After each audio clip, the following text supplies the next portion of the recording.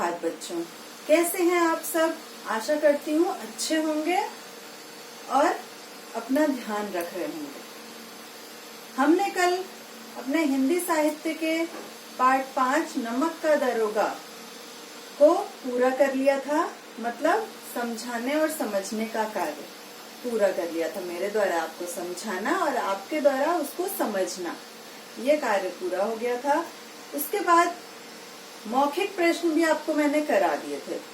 लिखित प्रश्न मैं अभी नहीं कराऊंगी क्योंकि उसकी पीडीएफ आपको भेज दी जाएगी, तो वो अभी कराने से तो कोई फायदा नहीं है। आपको वो रिटर्न में मिल जाएगी, आप उससे याद कीजिएगा। उसके बाद मैंने प्रश्न संख्या 2 और 3 ये मैंने आपको होमवर्क के लिए दिया था। किया है कि नहीं? तो अब हम आप उसका अभ्यास कार्य आगे करेंगे, लेकिन उससे पहले एक बार फिर से आप सबको ये रिक्वेस्ट है कि डाउट क्लासेस जरूर ज्वाइन करें। जूम ऐप डाउनलोड करें, उसमें अपने ये क्लासेस, डाउट क्लासेस जो कि आपके लिए बहुत इम्पोर्टेंट है कि आपको कुछ नहीं आ रहा तो आप फेस टू फेस मुझसे पूछ सकते हैं। अदर सब्जेक्ट्स से भी पूछ सकते हैं उनके टाइमिंग पे, अगर आपको उस सब्जेक्ट में डाउट है, क्योंकि वीडियो में जो आपके ट्यूटोरियल्स हैं उसमें आपको हो सकता है कहीं पे कुछ प्रॉब्लम हो रही हो, तो उसी के लिए आपकी डाउट क्लासेस स्टार्ट की गई है। तो आप लोग डाउट क्लासेस में जरूर आए। बुधवार को होती है आपकी, नहीं वीरवार को आपकी क्लासेस वीरवार को होती हैं डाउट क्लासेस। तो जरूर अधिक से अधिक संख्या में बच्चे उसको ज्वाइन करें और अपने डाउट्स क्लियर करें। तो चलिए, आपसे इतनी ही रिक्वेस्ट थी। इसके बाद हम अपना पाठ 5 नमक का दरोगा का अभ्यास कार्य शुरू करते हैं।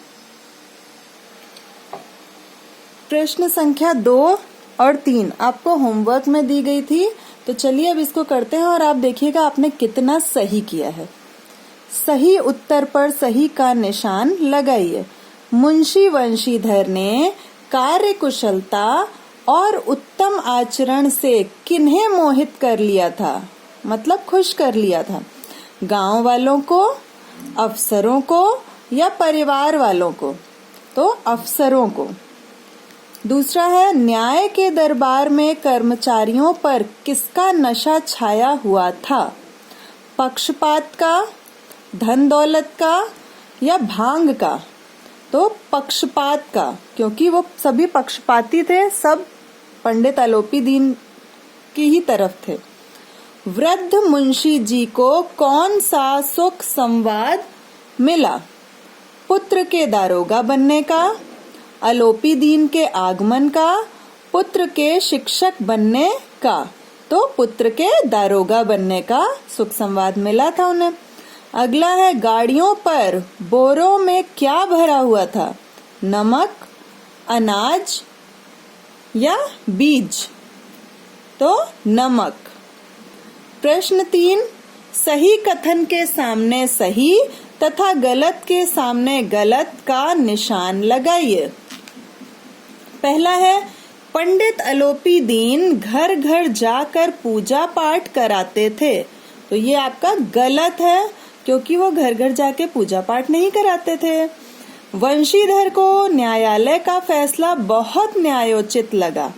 गलत, वो न्यायोचित था ही नहीं, वो तो पक्षपात पूर्ण था। वंशीधर को गंगा नदी पर गाड़ियों का शोर सुनाई दिया। गलत, क्योंकि वो जमुना नदी पर सुनाई दिया था, गंगा नदी पर नहीं। वंशीधर रोजगार की तलाश में घर से निकले। बिल्कुल सही। पंडित आलोपी दीन ने वंशीधर को अपनी सारी जायदाद का स्थायी मैनेजर नियुक्त कर दिया। बिल्कुल सही, क्योंकि उसने अपने जायदाद का स्थायी मैनेजर नियुक्त किया था उसे, वंशीधर को। अब देखिए, अगला है आपका चौथा प्रश्न। निम्नलिखित गद्यांश को पढ़कर प्रश्नों के उत्तर लिखिए। देखिए, ये पूरा गद्यांश आप अपनी पीडीएफ में पढ़ेंगे। ये पूरा गद्यांश तो मैं नहीं पढ़ूंगी अभी, प्रश्न जरूर आपको उत्तर बता सकती हूँ। वंशीधर ने किससे बैर मोल लिया? तो देखिए पहले ही लाइन में इसका जवाब है कि वंशीधर ने धन से बैर मोल लिया था। वंशीधर की मुअत्तली की खबर सुनकर बूढ़े पिताजी पर क्या प्रतिक्रिया हुई? मतलब उन्होंने क्या प्रतिक्रिया प्रकट की? तो वंशीधर की मुअत्तली की खबर सुनकर बूढ़े पिताजी बोले, अब देखिए इसका आंसर ये है, जी चाहता है कि तुम्हारा और अपना सिर फोड़ लूं। अगला प्रश्न, वंशीधर को कर्तव्य परायणता का क्या दंड मिला? तो वंशीधर को मुअत्तली के समाचार के रूप में कर्तव्य परायणता का दंड मिला। अब आते हैं भाषा ज्ञान पे। नीचे दिए गए शब्दों के दो दो पर्यायवाची शब्द लिखिए। पहला है मनुष्य, नर, मानव, दास, नौकर, सेवक, धन, संपत्ति, दौलत, नदी, तटनी, त्रिपथगा, प्रार्थना, अनुरोध, विनती, सम्मानित, सम्मानित का क्या होगा? आदरणीय, आदरणीय, प्रतिष्ठित, गुलाम, सेवक, नौकर, दया, कृपा, अनुकंपा। ठीक है, कृपा ये है और अनुकंपा। विलोम शब्द लिखिए। ईमानदारी, बेईमानी, विश्वास, अविश्वास, ऋण, उऋण। फिर है आपका चालाकी, मूर्खता, सज्जन, दुर्जन, न्याय, अन्याय। इसके बाद आपके जो अगले प्रश्न है, नीचे लिखे मुहावरों का अपने वाक्यों में इस प्रकार प्रयोग कीजिए कि उनके अर्थ स्पष्ट हो जाएं।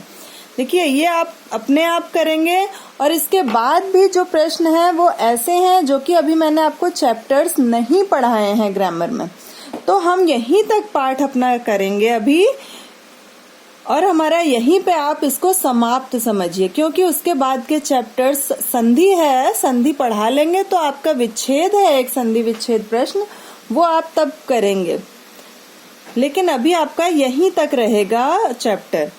तो आप इस प्रकार आपके हिंदी साहित्य के मतलब हिंदी लिटरेचर के तीनों चैप्टर जो कि आपके आवधिक परीक्षा में आ रहे हैं मैंने पूर्ण करा दिए हैं।